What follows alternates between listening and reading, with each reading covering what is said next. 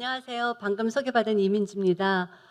2차 포럼을 두 번에 걸쳐서 포럼을 하고 그리고 이제 오늘 마지막으로 이제 학술대회를 진행하게 되었습니다. 저는 조선 사람들의 차림새와 멋내기라고 하는 주제로 발표를 할 예정입니다.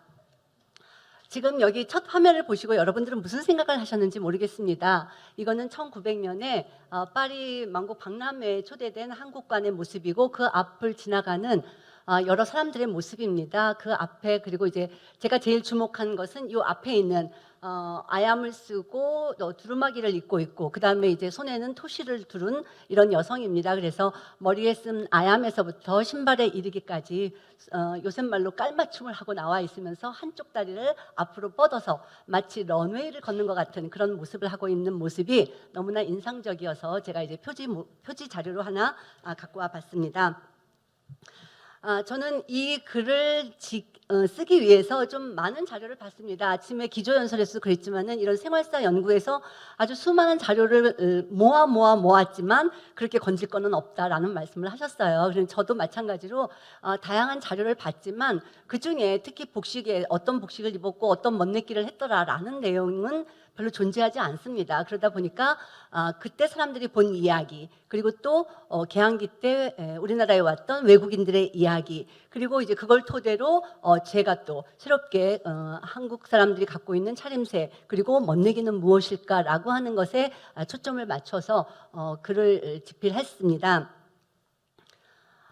그래서 제가 주제를 한 25개를 잡았어요. 그래서 복식이다 보니까 머리에서부터 발끝까지 어떻게 차려입었는지 그리고 그 차려입은 것 속에서 어떤 멋내기를 하였는지라고 하는 것을 이렇게 머리 밑 모자류, 의복류, 신발, 치장 그리고 또 그 외의 기타 복식 문화가 형성되는 여러 가지 이야기들을 잡았습니다만 오늘은 이 시간에 20분이라고 하는 짧은 시간에 안에 이거를 다 이야기한다는 것이 참 어렵고 좀 불가능하다는 생각이 들었습니다. 그래서 제가 생각하기에 어떻게 하면은 조선 사람들의 차림새와 멋내기를 제대로 표현해내고 그거를 집필했다고 했을 때 여러분들이 공감할까라고 하는 것을 생각했습니다. 그래서 그렇게 하려면은 그래도 이제 제가 주관적으로 우리 옷은 이렇게 아름답습니다. 이렇게 차려입었습니다. 라고 하는 것도 중요하지만 타인의 시선을 통해서 우리 복식의 아름다움을 보는 것 또한 의미 있다고 생각하고 그러한 것들은 지금까지도 유효하다는 생각이 듭니다. 예를 들어서 여러분들이 킹덤이라고 하는 드라마, 넷플릭스에서 한 드라마 많이 보셨을 거예요. 거기에서 가시라고 하는 것이 굉장히 인기를 끌었고 지금도 그렇지만 그게 이제 문화 콘텐츠 안에서 그렇지만은 당시에도 우리나라의 갓에 대해서는 많은 사람들이 이야기를 했고 우리 여성들의 복식, 남성의 복식에 대해서 많은 이야기들을 해놓았습니다. 그래서 그런 객관적인 증거를 토대로 제가 이제 저 나름대로의 해석을 덧붙인 거죠. 그래서 그때 이제 개항기 때 우리나라에 왔던 외국인들을 보면은 직업도 상당히 다양하고 국적도 다양합니다. 영국, 프랑스, 미국, 그리고 학자, 화가, 예술가, 의사, 또 군인 굉장히 많은데 이런 사람들이 그래도 많은 이야기를 해놨고 그 중에서도 또 공통된 이야기가 있어서 그런 것들을 토대로 우리 복식에서 어떤 아름다움을 그들이 찾아냈는지 또 과연 그것이 어떻게 멋내기로 또 표현을 했는지라고 하는 것들을 집중적으로 찾아보고자 합니다. 우리나라의 기본 복식 구조는 여성은 치마 저고리 그리고 남자는 바지 저고리입니다. 어떻게 보면은 가장 단순한 복식 구조다라고 할 수가 있을 것 같아요. 그리고 복색에 있어서도 지금 보시는 바와 같이 검정색, 흰색, 약간 푸르스름한 옥색 이런 정도의 별로 많은 색상도 아닙니다. 그럼에도 불구하고 세비지 랜도어는 비너스의 곡선미도 한국 여성의 의상이 보여주고 있는 아름다움을 따라가지 못한다라고 극찬을 했습니다. 또 조세프 드라 네지에르는 프랑스의 화가입니다. 근데 이 사람은 모자에 관한 한 아리스토텔레스에게 자문을 해주어도 될 수준이다라고 하면서 우리 복식에 대한 극찬을 하고 있는 것을 볼 수 있습니다. 물론 개항기 때 우리나라에 왔던 외국인들의 기록에 의하면 모두 다 칭찬 일색은 아닙니다. 복식이 엄청 볼품없다 뭐 이런 얘기도 하고 많은 이야기를 했지만 그럼에도 불구하고 그들이 갖는 우리 복식에 대한 인상은 상당히 의상은 인상적이었다라고 말씀드릴 수 있을 것 같습니다. 자, 그러면 이제 구체적으로 여성의 복식에 대해서 먼저 보겠습니다. 아까 치마 저고리라고 말씀을 드렸는데요. 왼쪽에 있는 그림은 여러분들도 잘 아시는 신윤복의 미인도입니다. 머리를 보면은 아주 크고 풍성하게 머리를 가치를 올리고 있고요. 그리고 저고리는 굉장히 짧아지고 좁아지었으며 아주 팔을 보면은 휘휘 돌아갈 여기가 주름이 잘 생길 정도로 아주 꼭 끼는 형태의 저고리를 입고 있는 것을 볼 수가 있습니다. 반면에 치마는 굉장히 풍성하게 입고 있는 모습도 확인됩니다. 그러면서 그런 머리, 가채를 만들기 위해서 조선 여인들이 어떠한 역할을 했는지, 어떠한 노력을 했는지 보면은요. 첫 번째 그림은 신윤복의 개변가화, 시냇가에서 나누는 아름다운 이야기, 이런 그림인데요. 여기에서 보시면 여러분들 이런 장면 혹시 캐치했는지 모르겠습니다. 젊은 여자가 머리를 닦고 있어요. 그리고 그 아래쪽에 보면은 가채가 3개가 내려와 있는 걸 볼 수가 있습니다. 그래서 이런 머리를 가지고 자기 머리를 따면서 이런 가채를 갖다 집어넣어서 더 크고 풍성하게 만들고 있는 거죠. 그래서 양쪽으로 다 따서 가운데서 묶고 뒤로 돌려서 머리를 크게 올리는 것입니다. 그렇기 때문에 조선시대의 여인들에 있어서 미인이다라고 한다면은 우리는 지금의 미인의 기준은 뭐뭐 해도 얼굴 이렇게 얘기할 수 있을 것 같아요. 그런데 조선시대 여인들에 있어서 미인의 기준은 머리였다. 저는 이렇게 해석을 합니다. 왜냐하면은 얼굴 같은 경우에도 단순히 희고 깨끗하고 잡티가 없고 그러면서 배곡 같은 피부를 선호했어요. 그러한 거는 결국 머리를 돋보이기 위해서 얼굴은 그냥 하얗게 단순하게 깨끗하게만 보이면 된다라고 표현을 하는 거죠. 그래서 미인의 기준은 머리에 있었다라고 라는 말씀을 드리면서 그러다 보니까 그 여성들의 가채는 아주 시대적으로는 그 당시에 큰 패단도 있었습니다만 여자들은 이 머리의 아름다움 결코 놓칠 수 없었던 것 같습니다. 그래서 이덕무의 청장관 전설을 보면은 13세 된 신부가 가채를 하고 있다가 시아버지가 들어오시는 바람에 벌떡 일어나다가 목이 부러져 죽었다는 그런 정말 웃지 못할 그런 일들이 있을 정도로 가채가 성행했고요. 여성들을 여기서 지금 보시면은 여러 미인들을 보시면은 아시겠지만 누구 하나 머리가 편안하지 않습니다. 얼마나 무거운지 양손으로 받치고 고개를 갸우뚱 이렇게 꺾고 있는 이런 모습을 볼 수가 있습니다. 그럼에도 불구하고 그러한 어려움이 있지만 그럼에도 불구하고 머리를 통해서 크고 검고 풍성한 그런 머리를 만들기 위해서 노력했던 여인들의 모습을 확인할 수 있습니다. 그 다음에 이제 머리가 그렇게 됐는데 옷은 어떠냐? 옷이라고 하는 것은 기본적으로 치마 저고리였어요. 여기서도 보시면은 고구려 시대부터 조선 중기까지도 점점 그 길이가 짧아지고는 있지만은 위에 상의가 있는 것을 볼 수가 있습니다. 그런데 조선 후기로 가면서 그 저고리 길이는 유두를 가릴 수 없을 정도로 짧아지고 있는 것을 볼 수 있습니다. 이렇게 저고리 길이가 짧아지는 것은 그 이전의 시대에 비하면은 굉장히 급속하게 한 몇백 년 사이에 아주 급속히 짧아지고 있는 걸 볼 수가 있는데 이렇게 하면서 이 여성들은 무엇을 느끼게 되느냐 하면은 자기 신체에 대한 여성성을 새롭게 인식하게 됩니다. 그래서 어떻게 가슴을 드러낼지, 허리는 어떻게 할지, 엉덩이를 어떻게 할지, 어떻게 해야지만이 아름다운 여성성을 드러낼 수 있는지에 대해서 생각했던 걸로 보입니다. 자, 치마는 기본적으로 허리에 입는 게 기본이었습니다. 그런데 저고리가 짧아지면서 이 사이를 가려야 되기 때문에 치마가 점점 위로 올라오면서 가슴 위까지 올라옵니다. 그런데 가슴이라고 하는 것이 우리 몸에서 보면은 제일 입체적인 것이고 조금만 움직여도 흘러내릴 수밖에 없는 구조를 갖고 있지요. 그래서 이제 새롭게 만들어진 게 허리 말기라든가 가슴 가리개라고 하는 것들도 있을 수 있습니다. 그래서 이렇게 치마도 오랜 세월에 걸쳐서 늘 입었던 거지만 어디다 입느냐에 따라서 완전히 차림새가 달라지고 멋내기의 포인트가 달라지고 있다라고 하는 것을 말씀드릴 수 있겠습니다. 그러다 보니까 어떻게 입는가라고 하는 것이 상당히 창의적이죠. 아까도 말씀드렸지만은 여성성을 드러내기 위해서 가슴, 허리, 엉덩이를 표현하는데 이 여자 3명은 최용신이 그린 팔도 미인도인데요. 각각 입고 있는 스타일이 좀 다른 것을 알 수가 있습니다. 한 사람은 그냥 치마를 늘어뜨려 입었고 또 한 사람은 치마를 살짝 걷어 올렸고 그리고 치마를 살짝 걷어 올리고 나서 더 한 사람은 가슴 앞에 올려 붙이고 있는 것을 볼 수가 있습니다. 혹시 뭐 춘향전에서 이런 글귀 기억나시는지 모르겠습니다. 홍상자락 에우르쳐 세류흉당에 딱 붙이고 라고 하는 모습을 보면서 이렇게 치마를 걷어 올려서 앞가슴에 갖다 붙이면 그 치마가 올라오면서 엉덩이가 크고 이게 풍성하게 보여지게 되고 그리고 나서 걷어 올리다 보니까 속옷이 노출되고 있는 것을 볼 수가 있습니다. 뭐 일반적으로 속옷의 노출이라고 하면은 어쩌면은 좀 여성이 정숙하지 못한 거 아니야? 이렇게 생각할 수 있지만 이렇게 의도된 속옷의 노출이라고 하는 것은 결코 그런 것은 아니었습니다. 지금 여기에서 보시면은요, 겹겹이 껴입은 속옷으로 인해서 엉덩이를 크게 부풀리고 있는 모습을 볼 수가 있는데요.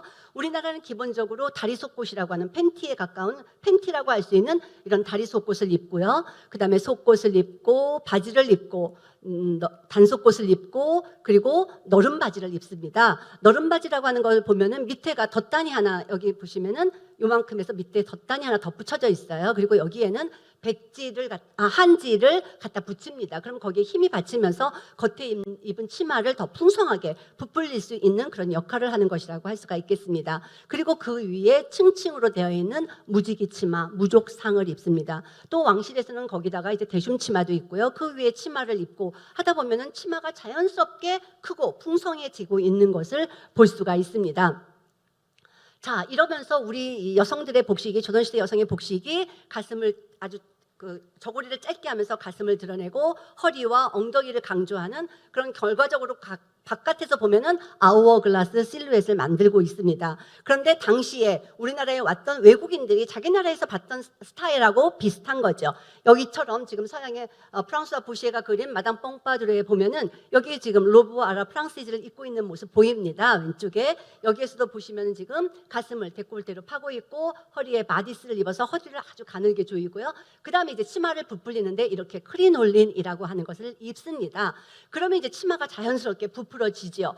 그러면서 서양에서도 여성성을 느끼게 되는데 우리나라 역시 이러한 복식 구조가 허리에 끈을 묶고 해서 엉덩이를 부풀리는 구조는 아우어글라스 실루엣, X 실루엣이라고 할 수 있는 것과 일맥상통한다. 그렇기 때문에 미의식이라고 하는 것이 서양이나 우리나 여성성을 드러내면서 거기에 무엇으로 표출하느냐, 어떤 방식으로 표현하느냐에 따라서 창의성이 돋보인다라고 말씀드릴 수 있겠습니다. 그래서 속옷을 우리는 속옷을 겹쳐 입음으로써 자연스럽게 하체를 부풀리는 이런 구조의 복식을 하고 있으며 이러한 것이 서양 사람들의 눈에서도 아름답게 보였다는 거죠. 결국은 이러한 복식이라고 하는 것은 여성성을 그 사람의 신체를 그 사람을 얼마나 잘 표현하고 있는가 하는 것이 기본 바탕이기 때문에 동서양이 같은 맥락을 이루고 있다라고 말씀드릴 수 있겠습니다.